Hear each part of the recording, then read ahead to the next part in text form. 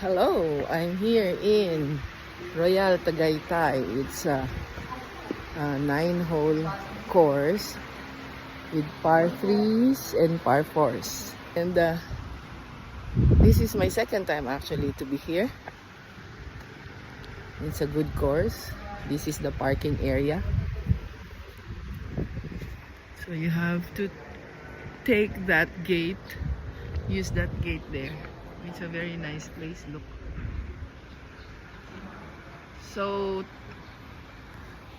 2 rounds to get the 18 holes.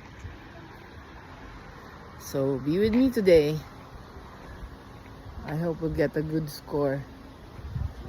This is hole number 1 of Royal Tagaytay, and it's a very nice weather here. Friday morning. This hole number 1. It's very nice. Look at that. Huh? It's 9 o'clock and it's not hot. It's a cool morning. So there are no hazards. It's just a narrow fairway. But it's a good one.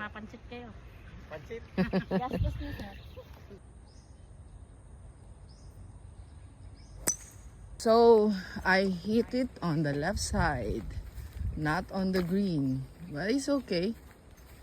So around the green na. It's good.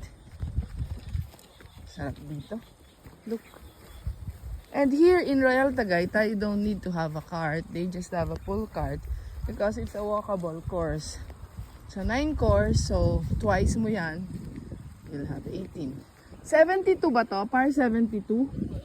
Ah, it's a par 58 course. So this is very good for beginners.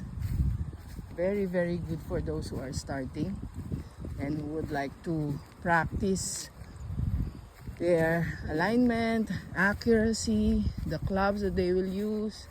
Depende sa distance. So mostly dito short, irons. You use the irons.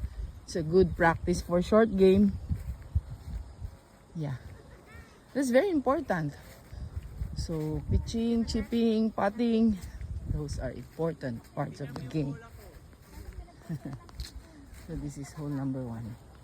There's a trap there. It's a bunker on the right. There's another one here on the left. Oh. Wow, look at that. Lubog. How to? You can do it.